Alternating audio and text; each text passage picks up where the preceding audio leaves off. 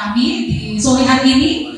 Bapak Ibu yang berbahagia, sebelum kita mulai acara ini, baik saya akan memberikan Bapak Ibu pantun ya. Hari Rabu mendung gerimis, hari Kamis mentari bersinar. Wahai para Bapak Ibu yang manis, ayo lebih semangat lagi kita belajar. Ayo Bapak Ibu semangat lagi belajar Bapak Ibu. Bapak Ibu, di sore hari ini kita kedatangan narasumber yang sangat istimewa. Beliau ini adalah seorang fasilitator program pendidikan guru penggerak angkatan 10 dari Balai Besar Guru Penggerak Sumatera Utara. Selamat sore Pak Srianto. Ya. Selamat sore. Ya, beliau ini adalah seorang guru di SMK N3 Kota Bengkulu. Beliau hari ini akan memberikan kita materi berupa penyebaran pemahaman, penerapan dan pengalaman budaya positif. Nah, apa sih itu budaya positif? Nanti kita akan mendengarkan bagaimana Pak Sri memaparkan materinya, dan Bapak Ibu di sini kami sangat membutuhkan partisipasi dari Bapak Ibu supaya nanti kita berkolaborasi di sini ya Pak Sri ya. Siap. Oke, langsung saja ya Pak Sri mempresentasikan materi Pak Sri. Silakan. Terima kasih Ibu Moderator, Ibu Helen, SPD MN yang telah mengawali kegiatan saya di sore hari ini. Tadi dibuka pantun oleh Ibu Helen, tidak kalah juga saya akan coba membacakan pantun. Ya Bapak Ibu ya. Burung elang, burung barak tua. Lepakan saya ke langit biru. Selamat datang Bapak Ibu semua. Mari bersiap belajar ilmu baru. Demikian saja Bapak Ibu untuk pantun begini ya, cukup satu saja. Bapak Ibu mengawali kegiatan kita hari ini dan sore hari ini kita berdiri sejenak untuk merefreshkan. Mungkin Bapak Ibu dari sore dari pagi tadi aktivitasnya sudah sangat luar biasa capek. Tidak banyak-banyak Bapak Ibu, kita cukup tepuk tangan saja. Sudah cukup?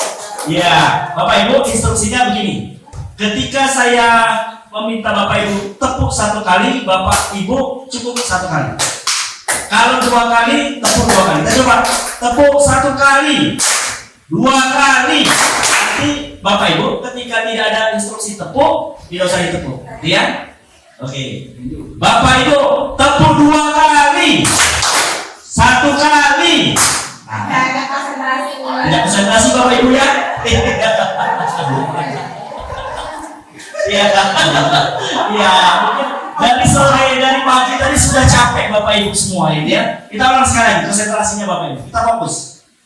Tepuk satu kali. Nah, organ masih juga, ibu juga, gitu, berkonsentrasi. Sekali lagi Pak. Ayo fokuskan. Fokus. Iya. Kita refresh dulu Pak. Ini ya. Boleh Bapak Ibu gerak-gerakan kakinya naik turun. Iya. Sudah cukup. Kita mulai lagi. Tepuk satu kali, dua kali. Sekali lagi, biar lebih fokus lagi. Tepuk dua kali, tepuk satu kali, tiga kali. Baik, cukup Bapak Ibu. Terima kasih semuanya. Boleh silakan duduk kembali Bapak Ibu. Iya, kelihatannya sudah capek sekali karena kebetulan materi kita ini disajikan pada sore hari Bapak Ibu ya. Baik Bapak Ibu, sebelum saya memberikan materi sore hari ini, perkenalkan nama saya Srianto. Sehari-hari saya adalah guru di SMK Negeri 3 Kota Bengkulu, mengajar bidang studi teknik komputer dan jaringan. Bapak Ibu, kita bertemu hari ini bukan karena kebetulan, jadi ya, bukan karena kebetulan, tapi memang sudah Allah mempertemukan kita hari ini untuk membersamai kita berbagi ilmu terhadap penyebaran pemahaman, penerapan dan pengalaman budaya positif. Selanjutnya, perkenalkan juga saya saat ini adalah seorang fasilitator di Balai Besar Guru Penggerak Sumatera Utara yang saat ini bertugas yaitu memfasilitasi CGP Angkatan 10 tahun 2024 dan sekaligus saya saat ini sebagai seorang CGP Rekondisi Angkatan 10 di tahun 2024. Bapak Ibu, kita awali kegiatan kita dengan konsep Merdeka Belajar. Konsep ini pertama kali dicanangkan oleh Menteri Pendidikan pertama Indonesia, yaitu Bapak Ki Hajar Dewantara. Ya, apa itu merdeka? Menurut KHD, merdeka itu artinya tidak hanya terlepas dari perintah, akan tetapi juga cakap buat memerintah diri sendiri. Jadi di sini ada penuh kesadaran diri sendiri. Ini disampaikan pada Ki Hajar Dewantara, pemikiran, konsepsi, keteladanan, sikap merdeka, buku cetakan kelima tahun 2013 dikutip, yaitu pada halaman 469. Selanjutnya Bapak Ibu, perhatikan pada gambar berikut. Sekarang saya tanya, Bapak Ibu pernahkah menemui kasus seperti ini, atau mungkin sebagai guru pernah melakukan, atau mungkin sebagai siswa dulu mendapatkan perlakuan? Silakan Bapak Ibu, mungkin ada yang mau berpendapat? Ya, silakan Ibu Desa ya, Ibu Desa ya. Iya, silakan. Kenalan dulu Pak. Ya baik, Assalamualaikum warahmatullahi wabarakatuh. Terima kasih Bapak narasumber telah memberikan kesempatan kepada saya. Mungkin saya sedikit berbagi cerita Bapak ya. Tadi kan diminta pengalaman saya sebagai guru ataupun juga sebagai siswa. Nah mungkin di sini selama saya menjadi guru mungkin belum pernah kayak gitu.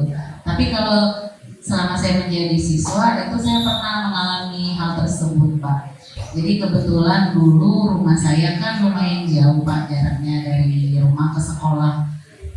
Saya harus naik angkot itu 2 kali. Nah jadi terkadang ya walaupun sudah pagi-pagi Pak keluarnya, tapi kan angkotnya itu agak susah kebetulan. Saya itu antara rumah dengan sekolah itu, kalau sekolahnya di kota, rumah saya itu di kabupaten Pak. Jadi perlu waktu kayak gitu ke sekolah. Walaupun pagi-pagi saya sudah usaha untuk bisa sampai ke sekolah, tapi terkadang masih suka juga terlambat. Jadi ya saya pernah itu mendapat hukuman seperti itu, berdiri di luar kelas sampai dengan jam pelajaran berakhir. Seperti itu Pak pengalaman saya. Terima kasih. Baik, terima kasih Bu Desi yang sudah berbagi pengalaman terhadap dirinya. Nah, sekali lagi Ibu Desi juga saya tanya terhadap hal itu, apa yang Ibu dapatkan atau Ibu peroleh dari guru atau Bapak Ibu guru dan Bu Desi? Kalau yang saya dapatkan ya tentu saja saya sampai saat ini akhirnya ingat sama ibu itu. Jadi saya pernah dihukum sama ibu itu di luar kayak gitu kan, tidak boleh ikut pelajaran. Padahal saya sudah berusaha menjelaskan alasan kenapa saya datang terlambat. Seperti itu Pak. Baik, Ibu, Bapak Ibu semua, hal-hal ini mungkin bagi kita yang saat ini menjadi guru pernah mengalami, gitu ya. Nah, berdasarkan pemikiran KHD, apakah hal-hal ini dibenarkan, gitu ya? Makanya hari ini materi kita adalah konsep adalah budaya positif. Jadi untuk menjadi seorang guru yang diinginkan oleh peserta didiknya, makanya kita akan bahas yaitu tentang budaya positif.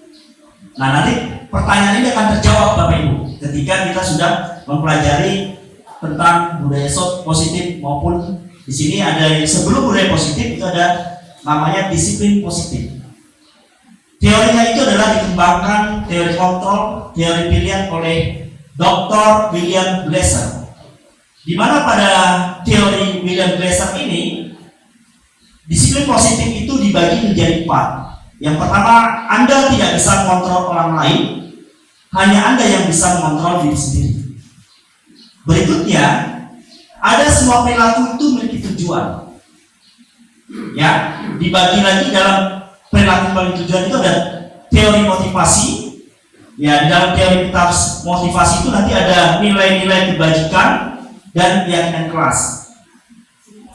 Dalam teori motivasi itu ada pengaruh dari eksternal maupun dari internal, yaitu dari ekstrinsik dan intrinsik. Dari ekstrinsik itu dari luar, eksternal. Intrinsik itu dari dalam. Dari luar itu apa saja? Satu, untuk menghindari hukuman. Yang kedua, teori motivasinya adalah untuk mendapatkan imbalan. Sementara dari intrinsiknya yaitu untuk menghargai diri sendiri.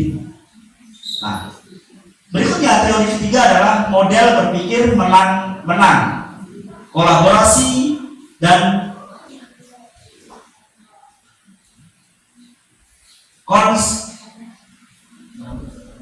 konses ya, menciptakan pilihan-pilihan baru. Tadi dari 5 kontrol yaitu menghukum, membuat rasa bersalah. Sudah itu di situ ada sebagai kontrol seorang manajer, gitu ya. Nah, dalam posisi kontrol ini akan dilakukan pada segitiga restitusi. Dalam segitiga restitusi ini ada 3 tahapan. Yang pertama adalah menstabilkan identitas, yang kedua validasi kebutuhan, dan yang ketiga adalah menanyakan keyakinan. Sementara teori keempat adalah realitas kebutuhan kita berbeda.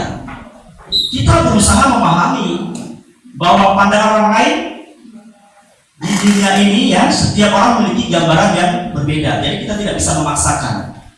Nah, di dalam ini ada 5 kebutuhan dasar manusia, di mana ada kebutuhan hidup,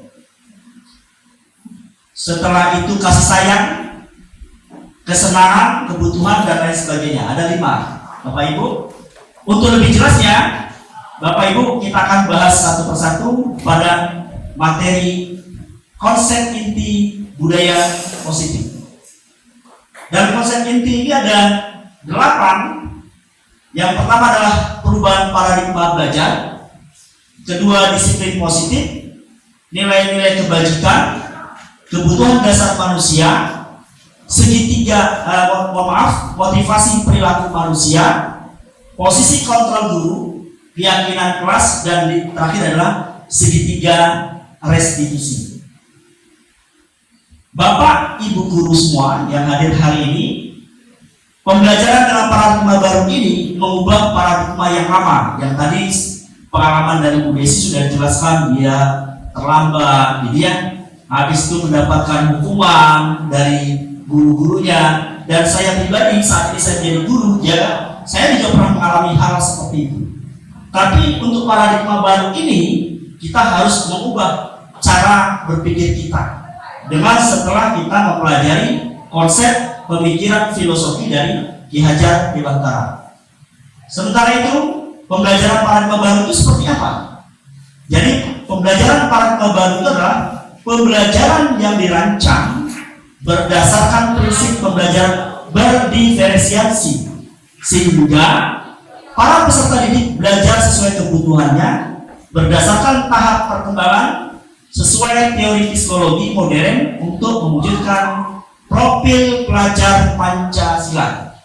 Dalam profil pelajar Pancasila ini ada 6 tujuan. Yang pertama, beriman, bertakwa kepada Tuhan Yang Maha Esa dan berakhlak mulia. Yang kedua, mandiri, ada bernalar kritis, kreatif, bergotong royong, dan berkebinekaan global. Baik Bapak Ibu, dari profil pelajar Pancasila ini mungkin saya ingin Bapak Ibu menceritakan satu sesi saja pengalaman apa yang sudah diterapkan di sekolah Bapak Ibu. Silakan. Mungkin ada yang bisa menceritakan. Baik Ibu Martia, silakan. Terima kasih Bapak. Jadi Bapak, kalau di sekolah saya itu terkait dimensi beriman, bertakwa kepada Tuhan Yang Maha Esa dan berakhlak mulia. Kami mencoba mengupayakan ya sebuah kebiasaan-kebiasaan di sekolah, ya seperti misalnya kami literasi Quran, tadarus Quran yang kami laksanakan itu setiap hari Rabu lalu kemudian kami ada sholat duha berjamaah, begitu ya. Nanti ada kegiatan zikir juga yang dilanjutkan dengan kegiatan ceramah ya, dan juga ya kegiatan tafakur. Nah, itu beberapa dari antaranya upaya kami untuk mencapai profil pelajar Pancasila yang beriman, bertakwa kepada Tuhan Yang Maha Esa dan berakhlak mulia. Itu Bapak. Baik, terima kasih Ibu Mafia yang sudah mengimplementasikan ya terhadap profil pelajar Pancasila, di mana dia membentuk karakter, ya pembentukan karakter yang difokuskan pada karakter beriman, bertakwa kepada Tuhan Maha Esa dan berakhlak mulia. Nah, karakter-karakter ini tujuannya yaitu Bapak Ibu semua dalam rangka, dalam bingkai satu, yaitu mewujudkan profil pelajar Pancasila.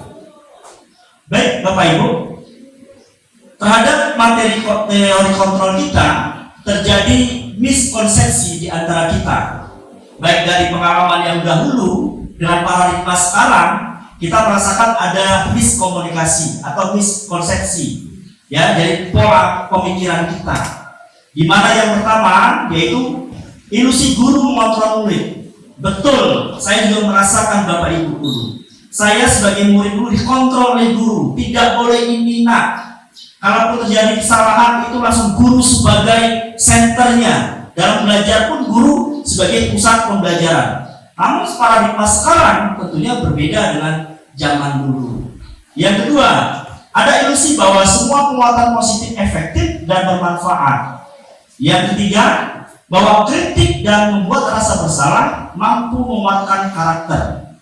Dan yang keempat, bahwa orang dewasa berhak memaksa. Apalagi zaman sekarang Bapak Ibu, kita tahu bahwa zaman sekarang adalah generasi Z gitu ya. Yang mana generasi Z ini saat ini ya pola pikirnya tidak mau dikontrol lagi, diberi kebebasan yang seluas-luasnya.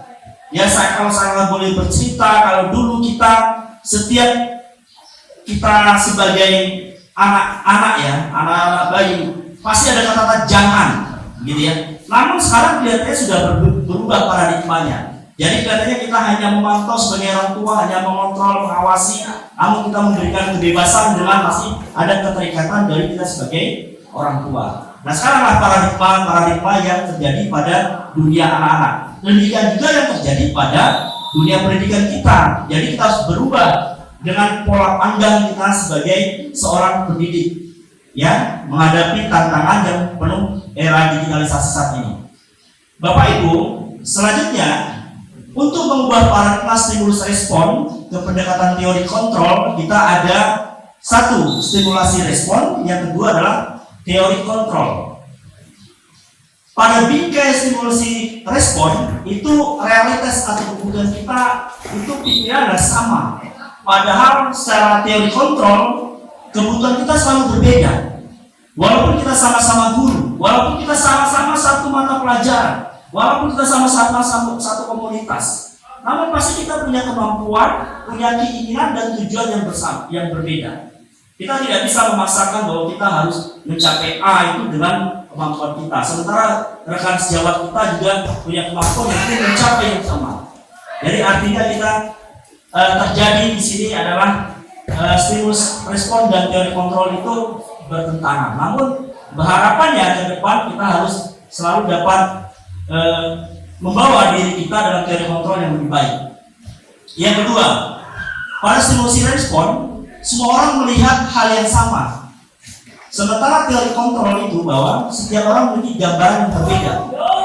Mungkin Bapak Ibu, kalau kita contohkan dalam aksi nyata, kita lihat dari sini ke Pahiyang yang terdiri dari gunung itu, kelihatannya warnanya jauh bagus gitu ya Bapak Ibu.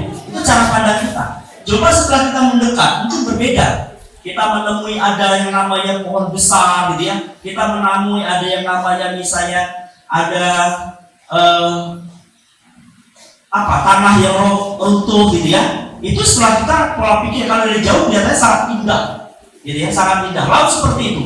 Pola pikir pandang kita kalau laut itu kelihatannya biru, sangat enak dilihat dari jarak jauh. Coba kalau kita bayangkan kita mendekat, mungkin Kita takut dengan ombaknya, takut terseret dengan ombak. Itulah pola-pola pikir yang membedakan antara stimulus respon dengan teori kontrol. Yang ketiga, kita mencoba kita coba mengubah orang agar berpandangan sama dengan kita. Sementara pada teori kontrol, kita berusaha memahami pandangan orang lain tentang dunia.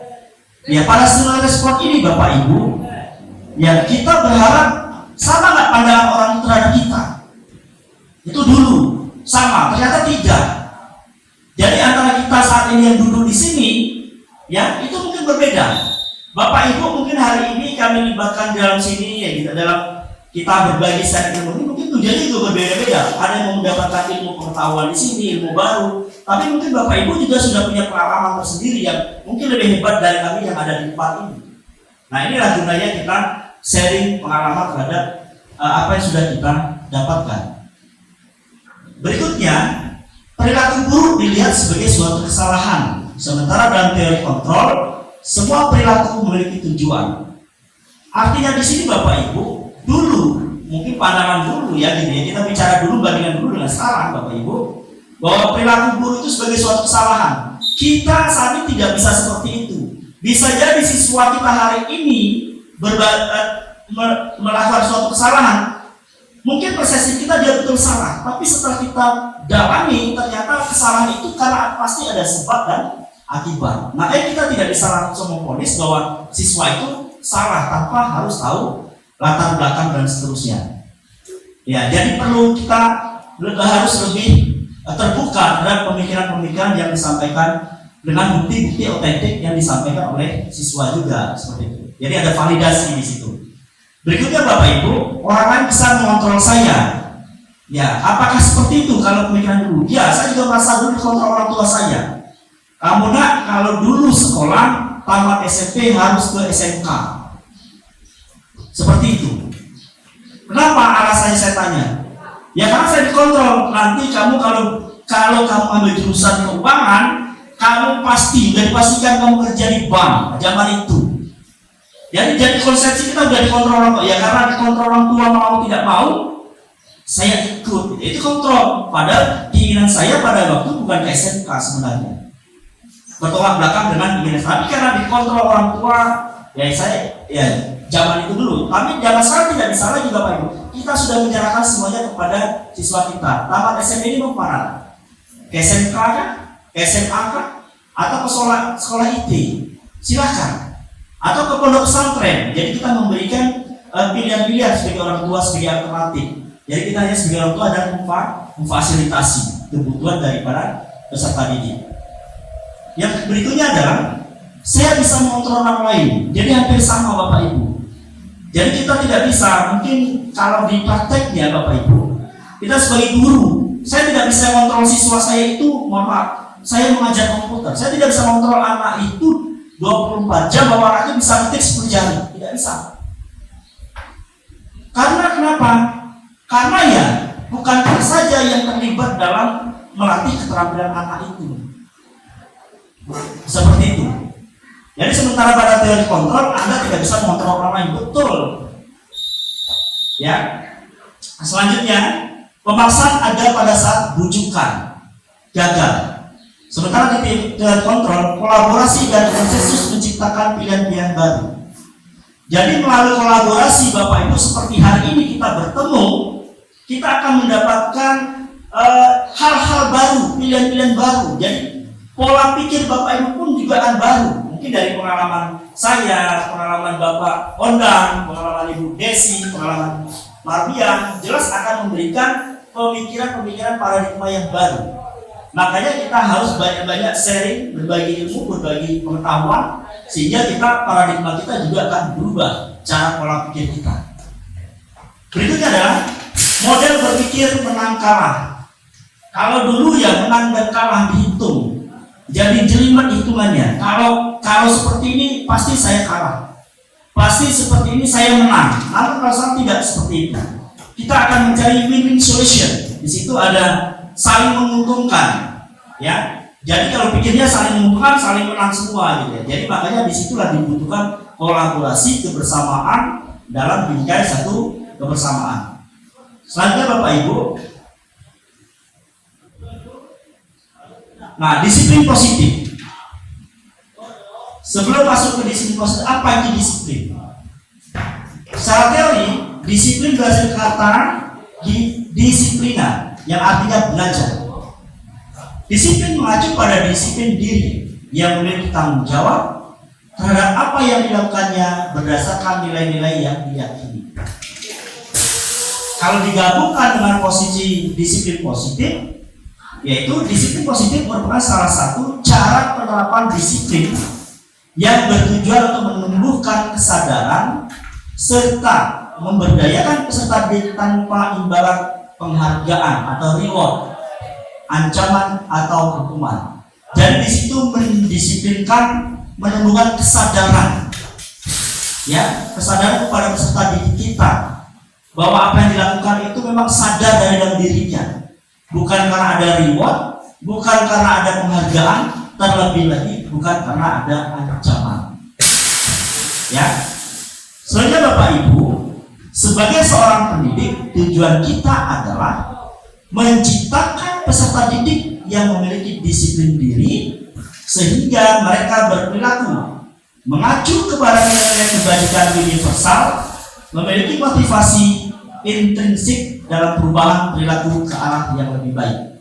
Jadi tujuan disiplin positif intinya adalah bagaimana kita mengemas peserta didik kita, apapun yang kita lakukan, apapun tujuannya adalah ke arah yang lebih baik. Itulah tujuan daripada disiplin positif. Sementara itu, Bapak Ibu, nilai-nilai kebajikan, ya, nilai-nilai kebajikan adalah nilai-nilai yang disepakati bersama, lepas dari ras, ya. Ras di situ ada suku, agama, bangsa, latar belakang, budaya dan segalanya. Jadi kita tidak terlepas, kita harus melepaskan rasa-rasa yang karena keegoan satu kesukuan, karena satu agama. Jadi kita dalam nilai adalah nilai kebajikan. Di sini contohkan adalah nilai kebajikan institusi, organisasi. Dalam dunia pendidikan, terutama dalam di bawah Kementerian Pendidikan, Kebudayaan, Riset dan Teknologi dan Riset Teknologi di Indonesia itu adalah mewujudkan profil pelajar Pancasila, di mana di situ ada 6 dimensi, gitu ya: beriman dan bertakwa kepada Tuhan Maha Esa, berakhlak mulia, berkebidikan global, gotong royong, mandiri, kreatif, dan bernalar kritis. Sementara pada organisasi lain seperti Ibu Primary Years Program itu nilai-nilai yang tercantumnya toleransi, ada rasa hormat, integritas, mandiri, menghargai, antusias, empati, keingintahuan, kreativitas, kerjasama, percaya diri, dan komitmen. Yang ketiga adalah keterampilan hidup atau lifestyle, ya, dapat dipercaya, lurus hati, pendengar yang aktif, tidak merendahkan orang lain, dan memberikan yang terbaik dari diri kita. Jadi semua ini bertujuan adalah untuk meningkatkan atau menampilkan nilai-nilai kebajikan dalam diri kita. Selanjutnya Bapak Ibu,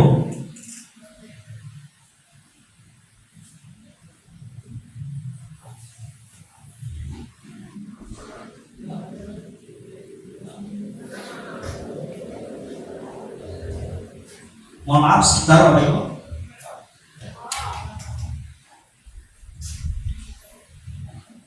Sudah berlanjut ini di PowerPoint-nya.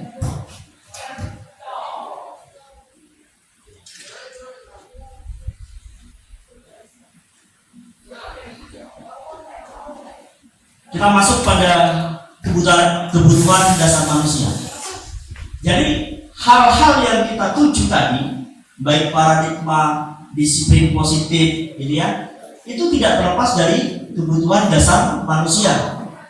Nah, yang harus kita tahu adalah apa itu kebutuhan dasar manusia. Jadi kebutuhan dasar manusia itu adalah segala sesuatu yang kita lakukan untuk mendapatkan apa yang kita inginkan. Seluruh tindakan yang kita lakukan memiliki tujuan tertentu, dan semua usaha terbaik yang kita lakukan dalam rangka agar kebutuhan dasar kita terpenuhi dengan baik. Jadi dasarnya dulu, kebutuhan dasar manusia harus terpenuhi dulu, baru akan mendapatkan tujuan. Apa saja kebutuhan dasar manusia? Yang pertama adalah bertahan hidup, kasih sayang dan rasa diterima, penguasaan, kebebasan, dan kesenangan. Pada 5 kebutuhan dasar manusia pada satu elemen, yaitu bertahan hidup, itu terdiri makanan. Jadi ini kebutuhan dasar: makanan, pakaian, tempat tinggal, keamanan, kesehatan. Boro-boro kita memikirkan mau pendidikan tinggi, sementara mohon maaf kita belum ada untuk makan saja sehari kita kesulitan. Bagaimana kita punya berpikir belajar yang tenang, perut kita sementara perut kita masih kelaparan. Jadi Bapak Ibu, kebutuhan dasar harus terpenuhi terlebih dahulu. Nah, pada rasa kasih sayang itu ada rasa diterima, dipedulikan, berbagi, kerjasama, menjadi bagian dalam kelompok. Apa rasanya Bapak Ibu ketika keberadaan kita itu ada dengan tiada itu sama saja? Jadi kita ada di sini itu tidak sama dengan kita tidak ada. Jadi kita tidak ada dihargai sama teman-teman kita. Ya, jadi kita harus, makanya apa yang terjadi sebelumnya kemungkinan ya ada rasa kita tidak menghormati, menghargai orang lain, sehingga hal itu juga berlaku pada diri kita. Makanya sebelum kita menghargai orang lain, kita hargai dulu diri kita sendiri dulu. Ya. Berikutnya ada penguasaan. Di situ ada harga diri, keinginan untuk dianggap, memimpin, berprestasi, diakui, didengar. Bapak Ibu juga terlihat terhadap peserta didik kita, bahwa prestasi-prestasi yang ada pada diri peserta didik kita harus kita apresiasi, gitu, sehingga apresiasi prestasi yang itu didengarkan oleh orang lain, mendapatkan pengakuan, sehingga akan memotivasi pada perkembangan pola pikir peserta didik kita yang akan datang. Tentunya adalah kebebasan, mandiri, memiliki pilihan, mencoba hal yang baru, mampu mengendalikan arah dirinya. Seperti kita tahu zaman ini digitalisasi Bapak Ibu, kita tidak bisa memungkiri bahwa peserta didik kita mungkin lebih jago dari kita bagaimana dia memainkan media sosialnya. Bahkan mohon maaf, kita tidak bisa WhatsApp, dia sudah bisa. Kita tidak bisa blokir WhatsApp, dia sudah bisa. Ya itu lagi, Facebook kita dia buat 1 bulan.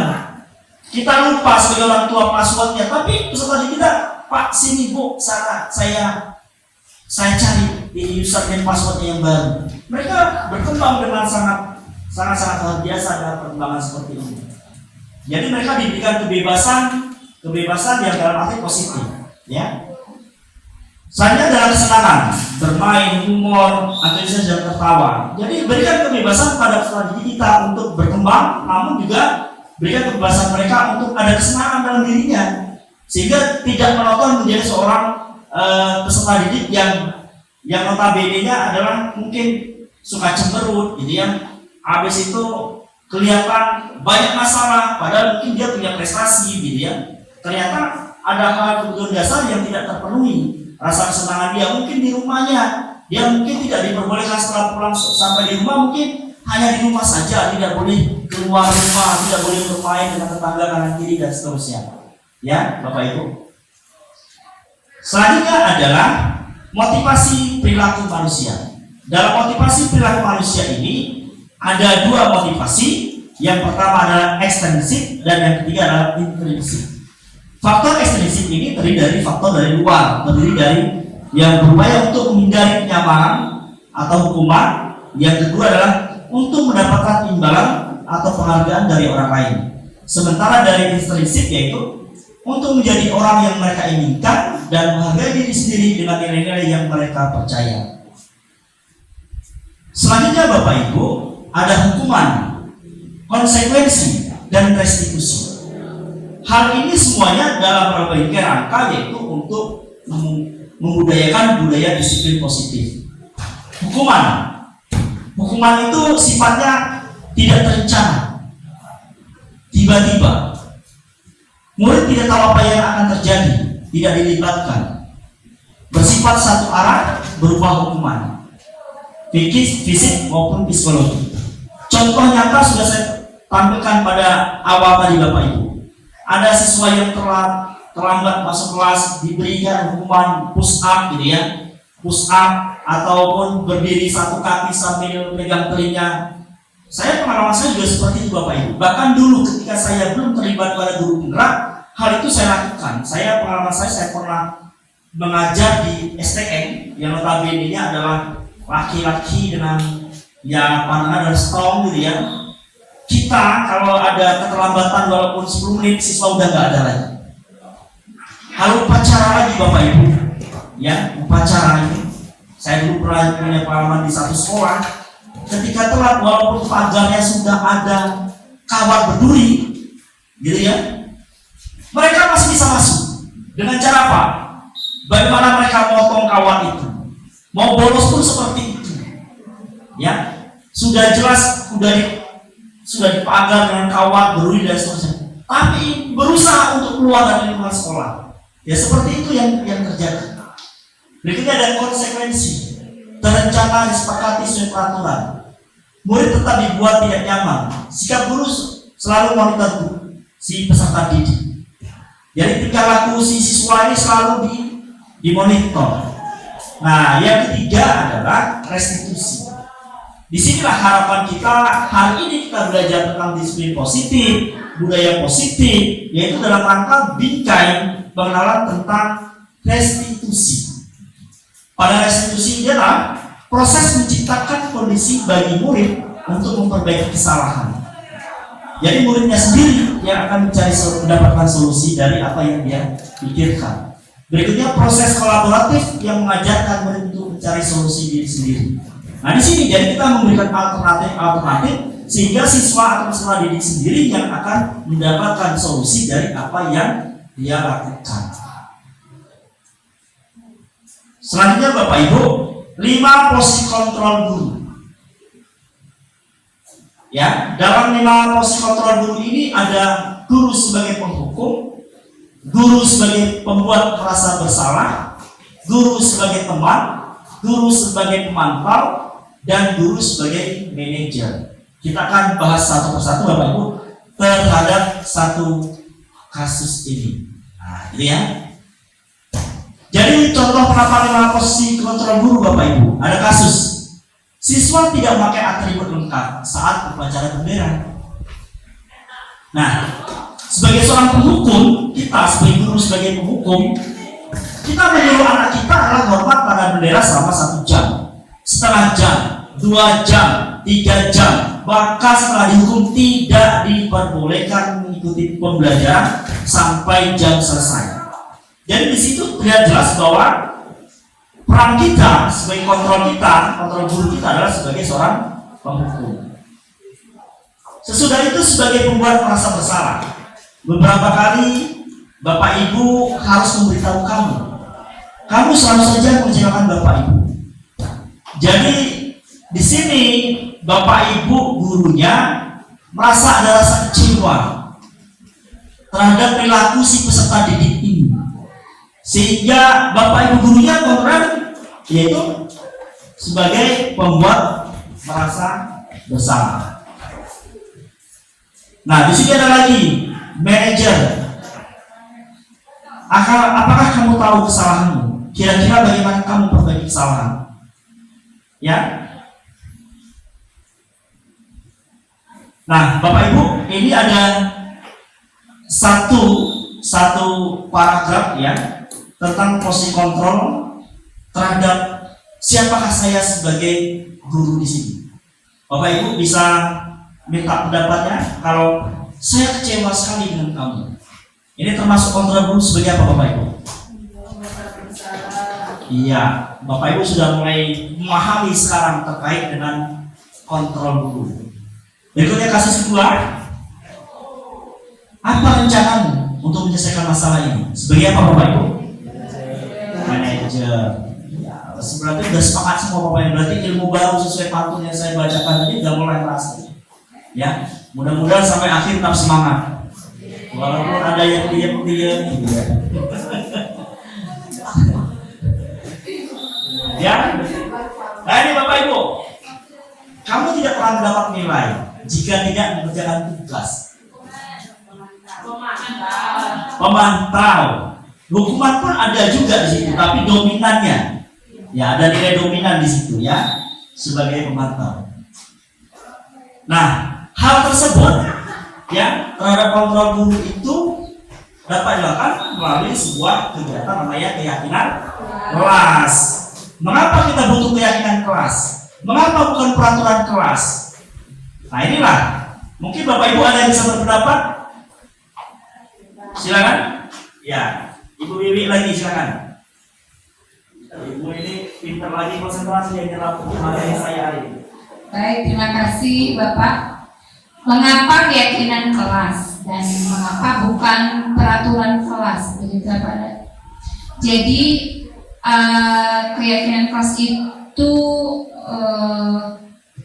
penting ya, dan dibuat secara berkolaborasi dengan siswa ya. Dia bersifat dua arah. Nah, kalau peraturan kelas maka nanti akan bersifat satu arah jadinya ya. Jadi itu. Jadi kalau keyakinan kelas nanti arahnya kepada nilai-nilai kebajikan yang ditinggikan ya bersama-sama semua warga kelas ya gitu. Nah, jadi seperti itu Bapak. Baik, terima kasih Ibu Wiwi yang sudah berpendapat terhadap mengapa kita butuh keyakinan kelas, tetapi kita tidak bukan membutuhkan peraturan kelas. Akan menjawab apa saja, ya, apa saja yang pembentuk keyakinan kelas. Ya, yang pertama peraturan kelas adalah bersifat abstrak. Ya, yang kedua pernyataan universal. Yang ketiga dibuat dalam pernyataan positif. Ya, jadi kata-kata apa yang kita lihat di sekolah hindari saat ini yang bersifat negatif. Ya, jadi kita harus mulai sekarang merancang kata-kata yang membangkitkan semangat peserta didik kita, motivasi belajar kita dengan kata-kata yang lebih positif. Jadi jangan misalnya ada kata-kata jangan gitu ya. Ya, tidak boleh. Misalnya ada sampah, terkait contoh sampah. Apa kira-kira kata-kata yang pas Bapak Ibu? Sehingga motivasinya peserta didik kita udah paham apa yang kita inginkan. Kalau terhadap sampah, bagaimana? Iya, salah satu contoh adalah buanglah sampah pada tempatnya. Ya. Nah, kata-kata atau slogan itu Bapak Ibu harus sedikit saja yang mudah diingat. Jangan buat 2 paragraf. Nah, nanti gurunya nggak apa-apa di siswanya. Nah, gitu ya Bapak Ibu ya. Jangan-jangan yang buat juga nggak apa gitu ya. Ya cuma ditempel saja. Jadi slogan-slogan yang membuat motivasi budaya positif peserta didik itu ya dibuat semenarik mungkin dan sesingkat mungkin dan mudah diingat dalam konsep si peserta didik dan kita sebagai guru, sebagai warga di sekolah. Yang berikutnya adalah sesuai dengan kondisi kelas dan sekolah sehingga mudah diterapkan. Ya, yang misalnya semua warga sekolah, warga kelas dilibatkan saat membuat keyakinan kelas. Bapak Ibu, pengalaman pribadi saya juga membuat keyakinan kelas ketika diawali pada pembelajaran baru, apalagi pada waktu kita setelah menerima siswa baru. Kalau mungkin siswa kelas 11 atau kelas 12 atau kelas 2 dan kelas 3, dia mungkin keyakinan kelasnya mungkin tidak terlalu banyak yang mengalami perubahan karena dari kelas 11 sudah dapat, kelas 10 juga. Tapi bagi siswa-siswa baru yang baru masuk, bergabung dengan wajah baru, berkenalan baru, maka keyakinan kelas itu harus kita sepakati dulu seperti apa maunya, sehingga nanti ada timbal balik dua arah. Nah, ini ada contoh Bapak Ibu yang kesepakatan kelasnya itu bisa diawali dengan mereka kita tempelkan kertas plano, kita berikan mereka sebuah kertas warna-warni, mereka bisa membuat kesepakatannya sendiri dan nanti kita bacakan satu-satu, kita sampaikan kira-kira bagaimana kesepakatan, apa yang harus disepakati bersama. Gitu Bapak Ibu. Ya. Nah, terkait segitiga restitusi. Ya.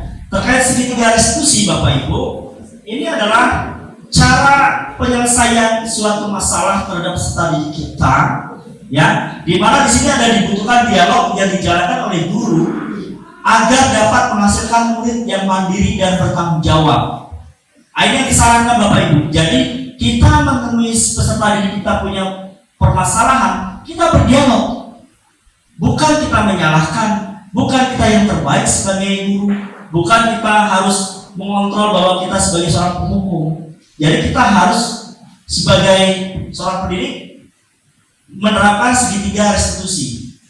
Di sana dalam kegiatan segitiga restitusi adalah menstabilkan identitas, validasi tindakan yang salah, dan menanyakan keyakinan.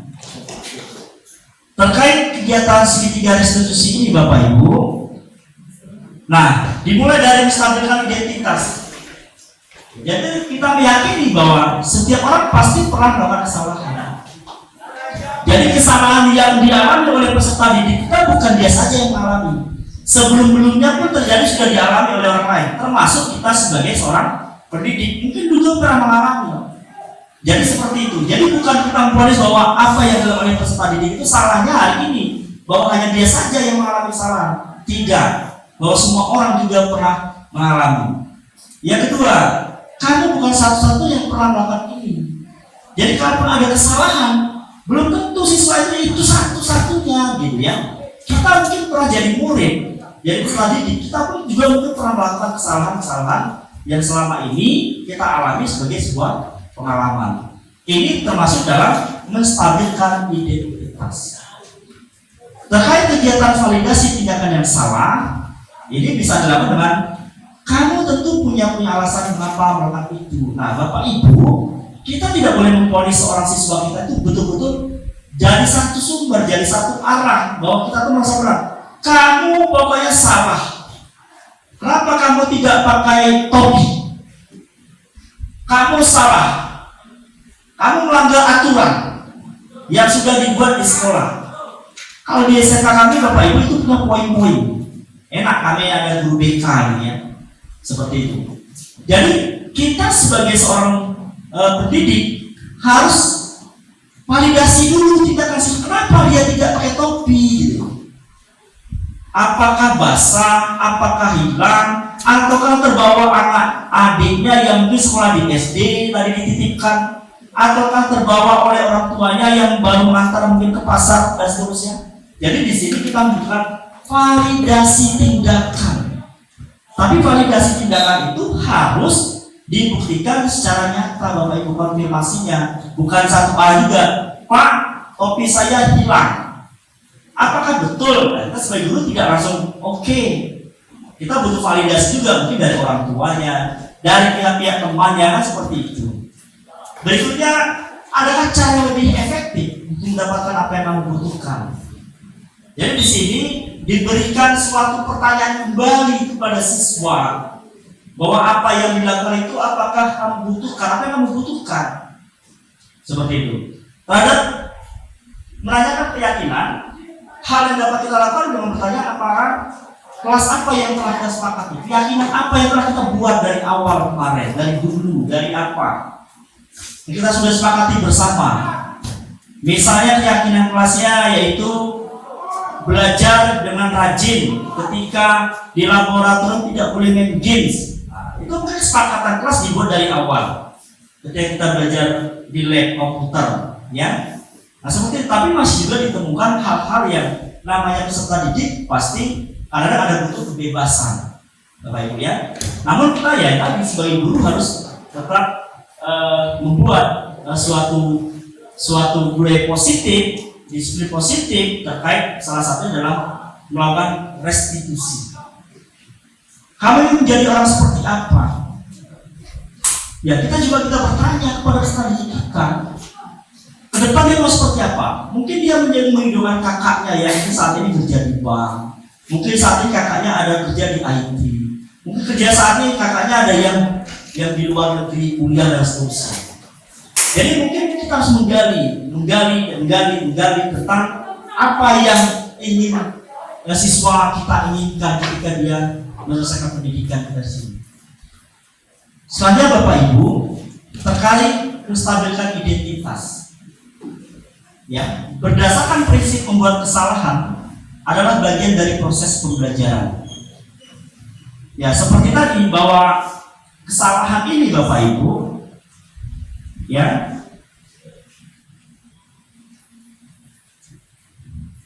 nah, menstabilkan identitas bahwa setiap orang pasti pernah melakukan kesalahan. Bukan kamu satu-satunya yang pernah melakukan ini. Ini dapat dilihat pada pertanyaan-pertanyaan seperti berbuat salah itu wajar. Tidak ada manusia yang sempurna. Bapak Ibu juga pernah melakukan itu dulu. Bapak Ibu tidak mau mencari siapa yang salah, tapi Bapak Ibu ingin mencari solusi dari permasalahan ini. Kamu berhak merasa begitu. Ini salah satu dialog untuk menggali apa yang terjadi pada peserta didik. Pada validasi tindakan yang salah, yaitu berdasarkan prinsip setiap perilaku berupaya memenuhi suatu kebutuhan tertentu. Di sini Bapak Ibu, kamu pasti punya alasan mengapa melakukan hal ini. Jadi setiap apa yang ada dalam order peserta didik terhadap kesalahan pasti dia punya alasan tertentu. Kenapa dia berbuat salah? Jadi kita juga sebagai guru atau sebagai kontrol guru tidak bisa memvonis kesalahan sebelumnya pada peserta didik. Padahal kamu bisa melakukan hal yang lebih buruk dari ini ya. Kamu patut bangga karena telah melindungi sesuatu yang penting buatmu. Kamu melakukannya karena mempertahankan sesuatu yang penting bagimu. Jadi semua ini perlu validasi. Melihat kebenaran apa yang telah disampaikan diucapkan oleh peserta didik kita terhadap kesalahan yang dilakukannya. Jadi sekali lagi kita tidak bisa memvonis bahwa siswa itu adalah salah. Berikutnya Bapak Ibu menanyakan keyakinan. Pada proses ini berdasarkan prinsip teori kontrol bahwa pada dasarnya kita termotivasi secara intrinsik dari dalam diri kita. Ya, dari dalam diri kita. Kita tanyakan kembali kepada peserta didik kita, apa keyakinan kelas kita yang sudah kita buat? Ya, nilai-nilai apa yang telah disepakati bersama? Seperti apa gambaran sebuah kelas yang ideal menurut kamu? Kamu ingin menjadi orang yang seperti apa? Jadi hal-hal seperti ini kita tanyakan kepada peserta didik kita yang berbuat salah untuk menanyakan keyakinan kelas yang telah kita sepakati. Bapak Ibu, ini adalah video yang pernah saya lakukan ketika saya merestitusi siswa saya. Ya, Bapak Ibu, di sini kasusnya ketika kita belajar praktikum di lab, karena di lab kami itu ada jaringan internetnya, diberi kesempatan untuk sebebas-bebasnya dalam rangka untuk pembelajaran. Ternyata si anak ini main games, ya, main games ya. Nah, oke, kita saksikan saja. Waalaikumsalam tadi. Silakan dulu. Ini tugas. Baik, Hadi, apa kabarnya hari ini? Alhamdulillah baik, Pak. Hadi tahu kenapa Hadi panggil di sini? Tahu, Pak. Saya bertugas praktikum di laboratorium itu, saya bermain Pak. Oh gitu. Coba bisa Hadi ceritakan kronologis kejadiannya? Ya, Pak. Waktu itu saya sedang melaksanakan tugas praktikum di universitas.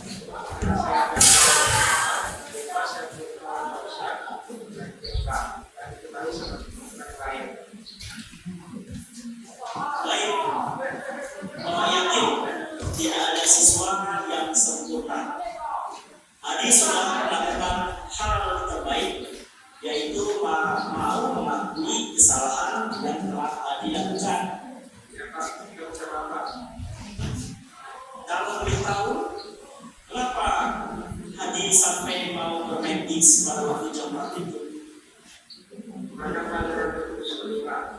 Jadi saya memutuskan untuk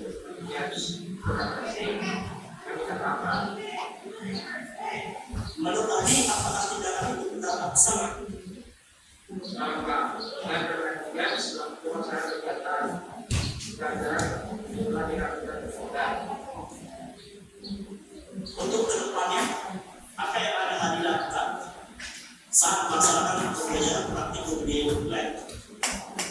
yang akan lebih disiplin dan lebih perhatian pada pelajaran apabila saya kesulitan sama pembelajarannya. Bagus. Bapak rasa Bapak guru pasti akan dengan senang hati membantu setiap kesulitan ataupun permasalahan yang dihadapi oleh peserta didik baik pada waktu pembelajaran maupun praktikum di lab. Terima kasih Pak. Ya, sama-sama. Saya berdoa lagi Pak. Boleh, silakan. Waalaikumsalam. Baik, Bapak Ibu, ini contoh kami melakukan restitusi terhadap peserta didik, gitu ya. Mungkin belum maksimal, namun harapannya kita semua sebagai pendidik juga melakukan implementasi, Bapak Ibu. Artinya jangan hanya belajar teori, namun juga kita harus mempraktekkannya dalam kegiatan segitiga restitusi, yaitu terdiri dari menstabilkan identitas, berikutnya validasi tindakan yang salah, dan yang terakhir adalah menanyakan keyakinan. Nah, seperti itu Bapak Ibu ya. Terkait contoh video tadi Bapak Ibu. Nah, ini berikutnya Bapak Ibu, ini adalah kegiatan kita budaya positif di sekolah kami Bapak Ibu ya, terhadap disiplin gitu ya. Ada 5S, sapa, senyum, dan seterusnya gitu ya, dimana kami setiap hari guru-guru itu digilirkan di depan pintu gerbang gitu ya untuk bersapa salam gitu ya. Berikutnya untuk disiplin positif ada kegiatan upacara bendera, dan kegiatan misalnya guru-guru diberikan kesempatan bebasnya adalah mengikuti workshop kegiatan misalnya kurikulum merdeka dan pengembangan dalam diri guru sendiri. Berikutnya pada pembelajaran praktikum, anak-anak diberikan kesempatan untuk mempraktekkan dalam laboratorium komputer yang sudah tersedia Bapak Ibu. Berikutnya ini ada lagi, nah, kami melibatkan pihak luar juga budaya positif, yaitu melibatkan tentang sosialisasi bagaimana misalnya menghadapi bahaya kebakaran apabila ketemu gitu ya. Dan tapi dalam rangka kebakarannya yang kecil gitu ya skalanya, kalau gede repot kami juga seperti itu. Ya Bapak Ibu. Berikutnya ada budaya positif yaitu guru diberikan kesempatan untuk menerapkan ilmu digitalnya dengan memberikan kesempatan digital ya, digital video gitu ya. Ada kegiatan ekstrakurikuler, pembentukan karakter pramuka gitu ya. Kebetulan saya adalah seorang pembina pramuka, jadi artinya di sini kita terlibat aktif dalam pembentukan karakter siswa. Nah, ini ada segitiga restitusi tadi Bapak Ibu yang sudah kita lakukan, contoh-contoh sampel yang sudah kita berikan.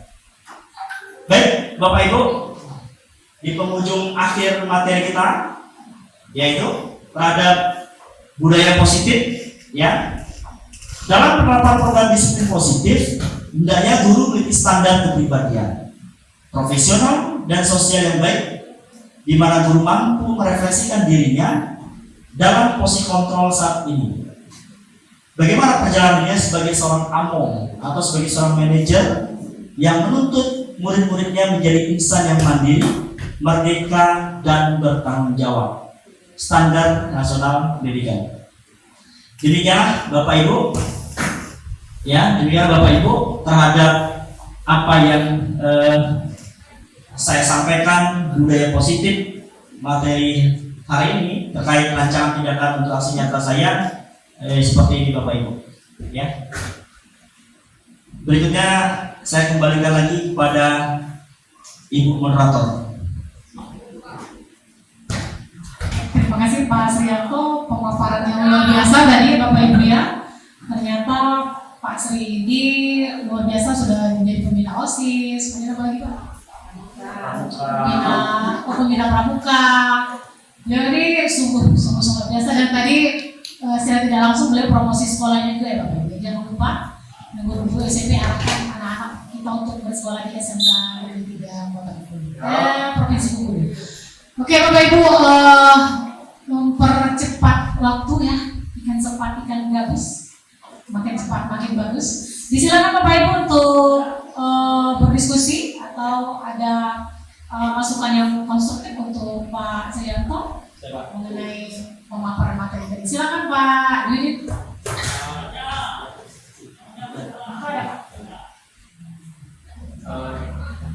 Ya, terima kasih. Banyak sekali ilmunya yang kami dapatkan dari paparan materi Pak Suyanto. Tentunya dari ini tentu kita sepakat ya bahwa restitusi itu adalah sebuah tahapan yang paling ideal, ya, ketika kita membina anak didik. Nah sekarang permasalahannya seperti ini Pak. Dalam ini kasus kasuatis ya, misalnya dalam suatu kejadian banyak sekali anak-anak yang terlambat. Nah, banyak sekali yang terlambat. Ya, mungkin karena malamnya itu ada nonton bareng bola misalnya, di mana tim kesayangan kita berlaga di situ. Nah, terus besoknya terlambat. Nah, apakah harus direstitusi semua seperti itu yang sifatnya kasualis, atau mungkin ada tingkatan-tingkatan tertentu di mana sebuah pelanggaran itu perlu restitusi atau cukup dengan hukuman atau seperti apa? Terima kasih. Baik, langsung dijawab atau baik, terima kasih Pak Widit yang telah memberikan sebuah pertanyaan yang luar biasa bagus dan menantang bagaimana cara menjawabnya. Ya Bapak Ibu. Baik Bapak Ibu, kembali pada segitiga restitusi, bahwa ketika ada kejadian seperti yang disampaikan oleh Pak Widit, tidak semuanya kita menelaah bahwa itu adalah menjadi sebuah restitusi. Kenapa? Karena pada hal-hal tertentu itu bisa dilakukan dengan penyelesaian dengan hal-hal juga yang sudah disepakati bersama dulu. Jadi tidak mesti harus restitusi. Karena kenapa? Contoh kami Pak, ada sekarang setiap hari Senin itu Pak, bukan lagi 1-2 yang telat untuk datang Pak. Pintu gerbang itu ditutup kalau khusus Senin itu 7.15, hari Jumat 7.15. Ya begitu ya. Ketika telat bukan lagi 1-2, puluhan Pak. Karena dengan berbagai alasan, mau nonton bola kek, mau jarak tempuh kek, mau ada yang pecah ban kek, seperti itu ya. Jadi itu semua adalah alasan-alasan siswa. Nah, kami biasanya melibatkan daripada guru BK Pak Kamsi. Nah, jadi tidak langsung merestitusi. Siapa yang merestitusi? Guru ya. Kita sebagai pendidik. Tapi hal seperti itu penanganannya tergantung daripada kita arahkan pada ada tanggung jawab masing-masing Pak. Dan saya lihat tidak semua direstitusi. Karena setiap kasus itu berbeda. Setiap kasus penanganannya berbeda Pak. Ya, kalau misalnya masalahnya karena menonton bola, ya Pak ya, mungkin mohon maaf bukan siswa saja, mungkin guru juga telat juga karena nonton bola tadi. Seperti itu. Jadi restitusi yang dilakukan di sini Bapak Ibu ini dalam rangka untuk mencari solusi terbaik Pak. Apa yang kesalahan dia lakukan, bukan hukum. Ya, apakah dengan nonton bola itu langsung dia ada solusi terbaik? Karena dia kejadian itu hari itu, gitu loh. Bukan dibuat karena untuk diulang lagi gitu loh. Artinya bahwa itu kan kejadian dadakan, insiden. Jadi hanya sesaat gitu, karena euforia karena nonton bola. Ya, tapi yang dari restitusi itu gini, contoh kalau yang kami lakukan, kalau anaknya udah 3 kali telat dengan berbagai banyak alasan seperti itu ya. Nah kalau hanya menonton ya kita maklum juga karena dia mungkin euforia karena posisinya dia rasa nasionalismenya karena telat, tapi bukan hukum apa, cara penanganannya itu berbeda. Jadi seperti itu yang kami hadapi ketika di sekolah itu tidak semuanya direstitusi. Boleh Pak. Nah terus kira-kira saya jadi canggung untuk mengatakan hukumannya. Iya, kira-kira selalu berkonsultasi dengan. Nah terus mau diapakan kira-kira dalam kasus-kasus tertentu mau diapakan? Mau dikasih hukuman bersih, kok nggak nyambung? Mau dikasih hukuman ini, itu nggak bisa. Kira-kira yang ideal, yang mendidik ketika anak-anak melanggar, ya kita mau pada kasus misalnya terlambat karena nonton bola, misalnya seperti itu. Ya, baik Pak, terima kasih. Yang saya tangkap dari kejadian yang ada karena siswa itu terlambat, Bapak, ya, penanganannya itu satu, oleh guru BK itu dipanggil wali muridnya, wali kelasnya dulu, Pak. Wali kelasnya dikonfirmasi, dan biasanya guru BK langsung menyerahkan ke wali kelas, Pak. Kalau wali kelas tidak selesai, nanti dari jurusan, Pak. Nah, jadi penanganan di jurusan biasanya kalau kami menangkap seperti itu, siswanya dibuat surat perjanjian, tidak mengulangi lagi. Ya seperti itu. Kalau yang terjadi di kampus selama seperti itu. Jadi kalau sudah sampai di jurusan, itu dibuat surat perjanjian bahwa dengan alasan ini dan harus diketahui orang tua. Seperti itu. Betul, Pak. Karena itu kejadiannya bukan karena kejadian yang contoh misalnya mau ke hasil belajar gitu ya, karena dia pelakunya berulang-ulang, atau misalnya dia kasusnya bukan karena pada waktu pembelajaran berlangsung. Nah, seperti itu. Oke, menarik Pak. Iya. Boleh Bapak Ibu ya. Nah, ini lebih menarik lagi, Pak. Di sekolah kami ya, nanti bisa masukkan lagi. Jadi ada kesepakatan itu kesepakatan dadakan ya, karena kita itu agak sebel dengan bosan dengan anak-anak terlambat. Itu adalah pelanggaran yang sering muncul di sekolah kami. Nah terus kalau saya sih nilai maksudnya baik, niatnya baik. Jadi anak-anak yang terlambat itu disuruh ngaji. Nah, disuruh ngaji ya. Nah, ya tentu baik ya dan mulia ya. Nah, tapi kadang-kadang juga berpikir apakah hal itu ideal atau tidak? Nah, atau karena kami juga sudah kebingungan ya dalam taraf itu ya. Nah, kebingungan karena apa namanya kasus itu sering terjadi. Coba mohon apa namanya pencerahannya. Baik, Bapak. Ya artinya bahwa penanganan setiap siswa, setiap kasus sekolah itu pasti berbeda-beda. Artinya berbeda-beda, kita kan sharing di sini. Kalau yang kami alami seperti itu, Pak. Jadi ketika si anak ini telat, ada guru BK. Nah, oleh guru BK nanti penanganannya itu biasanya ditanya dan seterusnya dikonfirmasi, berikutnya dikembalikan kepada wali kelas. Dari wali kelas nanti biasanya kami dibagikan ke jurusan, karena saya orang jurusan. Nah, di jurusan itu Bapak Ibu itu biasanya itu ada pemanggilan orang tua.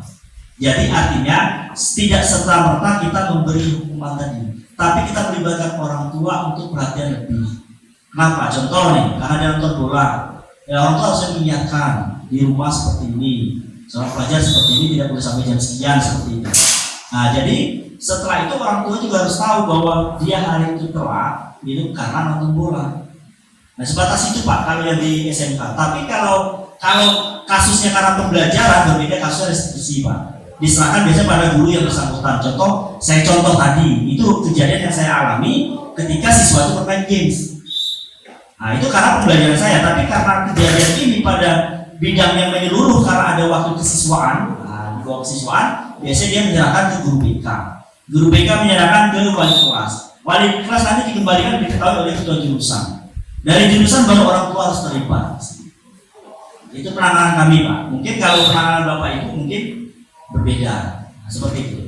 Itu pengalaman kami. Terima kasih. Gimana Bapak Ibu? Silakan.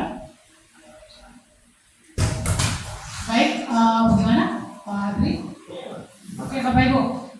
Bapak Ibu mengenai pemateri dari Pak Srianto ini mengenai keputusan positif itu bukan tanggung jawab dari kita seorang, tapi ini merupakan kolaborasi dari seluruh warga sekolah supaya memang budaya positif ini menjadi sebuah identitas dari suatu satuan pendidikan dan kemudian menjadi visi yang mewujudkan profil Pancasila. Begitu ya Pak Surya. Baik Bapak Ibu, adakah yang ingin kita diskusikan lagi? Ya, silakan. Ibu, silakan perkenalkan diri.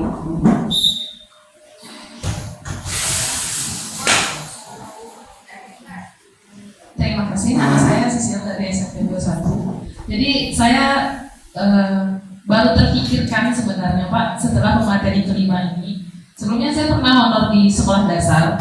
Ada salah satu mungkin bisa dibilang kasus ya. Salah satu murid kelas 6 itu memilih untuk dihukum dibandingkan yang lainnya.